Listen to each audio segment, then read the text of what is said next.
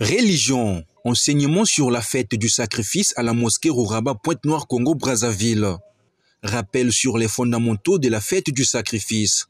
Prélude à la journée de fête du sacrifice qui sera célébrée ce mercredi 28 juin 2023 par la communauté musulmane. Ce qui correspond au calendrier musulman le 10 Zulhijja 12e mois l'an 1444 de l'Hégire.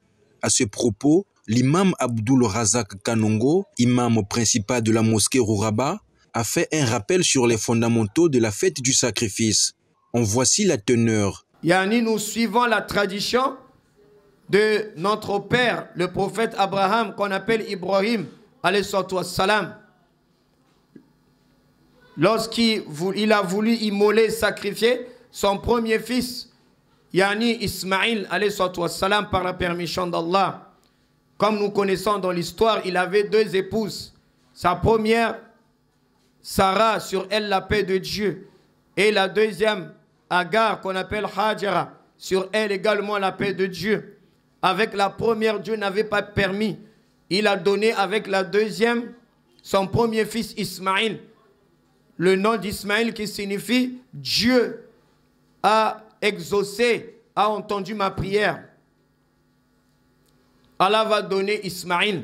Les ulama disent, certains ulama, wallahu ta'ala a'lam, Ibrahim a atteint l'âge de 86 ans. Et il a eu Ishaq, alayhi salam, il atteint 99 ans. Donc si vous calculez, Ismaïl est resté 13 ans en tant que fils unique de son père. Allahu Akbar. Et c'est Abraham qui avait demandé à Allah, Rabbi, habli mina salihin. Oh Allah, donne-moi une descendance pieuse. Il a demandé à Allah. Allah a dit, Fabasharnahu birulamin halim. Et nous lui donnâmes une bonne annonce d'un enfant pieux, vertueux. Allah a dit, Falamma balara ma'ahu sa'ya. Lorsque l'enfant a atteint l'âge où il pouvait accompagner son père, les ulama disent, c'est l'âge où l'enfant commence à distinguer entre le bien et le mal. Falamma balara ma'ahu sa'ya qala ya bunayya inni ara fil manam. Lorsqu'il atteint cet âge, alors Abraham, Dieu lui a fait voir dans un songe une vision réelle, comment il était en train d'immoler son fils Ismaïl. Et il va appeler Yani son fils pour lui dire cela. Et l'enfant va dire au père, fais ce que notre Seigneur Allah t'a recommandé, Yani d'accomplir, Satajidoui insha'Allah mina sabirin, car tu me trouveras certes du nombre des endurants des passions. Allahu Akbar. Et Allah dit, Falamma aslama wa tallahu li jabin. Lorsque les deux se sont soumis à l'ordre d'Allah, Abraham et son fils Ismaïl, il a pris Ismaïl, il a étalé sur une colline, sur une montagne. Les ulama disent, contrairement à la version que nous voyons, la version authentique, il a inversé, Yani le visage. Son visage il était front, Yani visage contre sol. Parce qu'ils disent, il n'arrivait pas à fixer, Yani son fils comme ça en l'immolant. Donc, son visage voyait le sol et Yani la nuque voyait le ciel. Avec un couteau bien aiguisé. Lorsqu'il a soulevé le couteau, au moment où il voulait descendre pour Yani immoler, sacrifier, Wana dainahu anya Ibrahim. Allah l'appela, oh Abraham, ne le fais pas.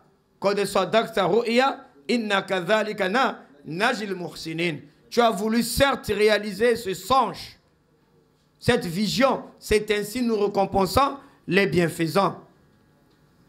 Allah dit, Inna hadha lahu al-bala'ul mubin. C'était là pour lui une grande épreuve. C'était pas facile. Allah dit, wa fadaynahu bidhibhin azim. Allah va dire, ne le fais pas. Retire ton enfant. Il va faire descendre du ciel un bélier. Un bélier venant du ciel va demander à Ibrahim d'immoler ce bélier à la place de l'enfant. Et la date là, il a voulu sacrifier Ismaïl, c'était le 10 Zulhijja, que nous célébrons la fête de ça, de sacrifice. Et cet enfant était Ismaïl. Ce n'était pas Ishaq, comme disent les non-musulmans. De l'autre côté, qu'Allah les pardonne, les guide à l'islam. Ce n'était pas Ishaq, alayhi salam. C'était Ismaïl, le premier fils. Allahu Akbar. Et jusqu'à notre époque, les preuves sont là. Même dans la parole d'Allah, même quand vous allez de l'autre côté, vous allez voir les merveilles, les signes d'Allah, les indices qui montrent clairement que c'était Ismaïl et non Ishaq. Mais les deux sont les fils du prophète Abraham. Ce sont aussi nos prophètes à nous. Nous croyons, ce sont nos prophètes à nous aussi. Bien que nous suivons le dernier des prophètes et messagers, qui est le prophète Muhammadoun sallallahu alayhi wa sallam. Qu'Allah facilite la bonne compréhension. Voilà pourquoi nous célébrons cette fête. Beaucoup de musulmans ne savent pas, même certains qui viennent à peine d'embrasser l'islam, c'est aussi une occasion pour vous, chaque année toujours à la veille de la fête de Ramadan ou de sacrifice, on fait toujours un rappel pour rafraîchir les mémoires. C'est pourquoi le matin, nous allons prier là-bas comme nous avons dit. Bien habillés, bien vêtus, mashallah, les hommes et les femmes, en respectant la législation islamique. Il faut éviter de s'opposer, de contredire la charia. De s'opposer, de contredire la charia dans l'habillement, que ce soit les hommes ou les femmes. Et le prophète recommandait, à son époque, aux compagnons, radiallahu anhum ajma'in, de faire sortir tous les membres de leur famille. Les hommes, les femmes, les hommes et les femmes, les grandes personnes, les enfants, même les femmes ont monstrué, même les femmes ont monstrué. Elles vont sortir, tout le monde bien habillé. Masha'Allah, c'est un grand jour. Et les malades, on sort, on va. Alhamdulillah Rabbil Alamin. Parmi ceux qui pourront supporter, bien sûr, nos malades, marcher, malgré la fièvre est là, mais on sort pour aller prendre cette récompense. Le terrain, c'est là-bas. La sunna, c'est prier dans un terrain vide, là où il n'y a rien. On ne prie pas dans les mosquées, sauf en cas de pluie. Mais on n'a pas dit que ceux qui prient là-bas n'ont pas de prière. Mais ils ont fait écrit khilaf sunna, dans la manière de faire du prophète Muhammad sallallahu alayhi wa sallam. Car nous avons deux conditions d'acceptation des œuvres. La première, c'est quoi? Al-ikhlas, la sincérité, faire pour Dieu. La deuxième, c'est quoi? Al-mutaba'a, le suivi du prophète Muhammad sallallahu alayhi wa sallam. Il faut imiter le prophète dans sa façon de prier, d'accomplir ses prières-là. Comment il faisait? Il laissait sa mosquée. Près de 1000 récompenses. Combien de fois nous, mosquées? 25 à 20, à 27 ou fériwai. On doit le sortir. C'est ça la sunna.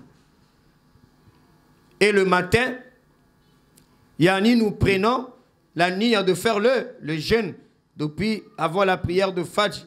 Un jeûne là, on fait jusqu'après la prière. On va rentrer jusqu'après la prière. Après la prière, c'est là où nous allons rompre ce jeûne. Afdal, les ulama disent, pour ceux qui vont immoler, quand vous rentrez rapidement, les madames là, après avoir immolé, on donne quelques morceaux. Elles peuvent griller ça rapidement, sauter, et que ça soit la première des choses que nous allons mettre dans nos bouches pour rompre. Si nous n'avons pas immolé, khalas, même avec de l'eau, avec des tamours, on fait quoi? On coupe. Alhamdulillah Rabbil Alamin. Et en sortant le matin, n'oublions pas de faire le grand lavage. Ghusl Janab. On fait le grand lavage. Le matin, on a appris le grand lavage ici avec vous. Le matin, il faut faire le grand lavage. On fait le grand lavage et nous sortons en famille avec des takbirat. N'oublions pas.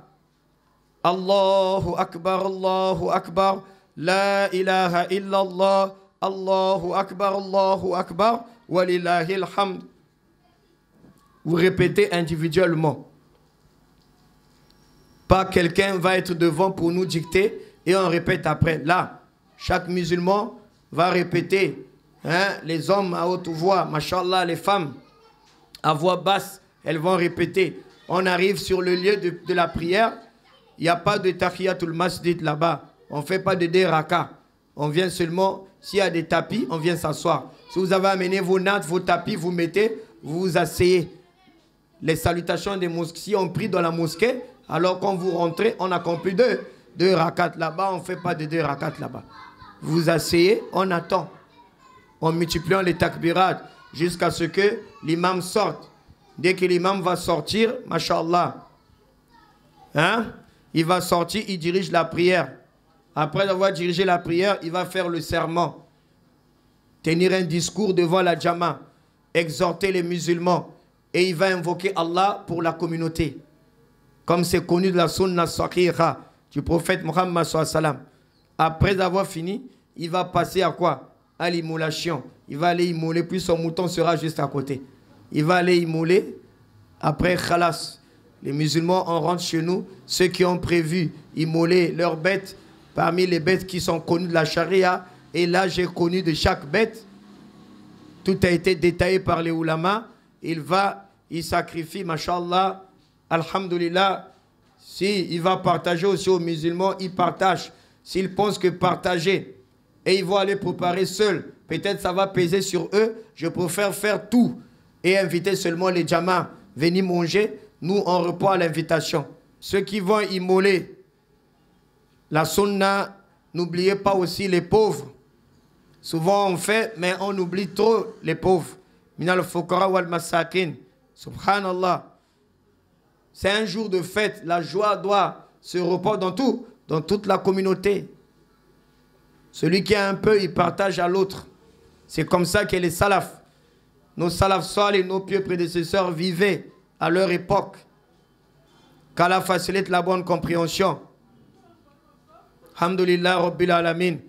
Après là-bas, nous allons rentrer et chaque musulman va rentrer. Le prophète avait l'habitude, s'il part par un chemin, au retour, il faisait quoi? Il changeait de chemin ou de voie.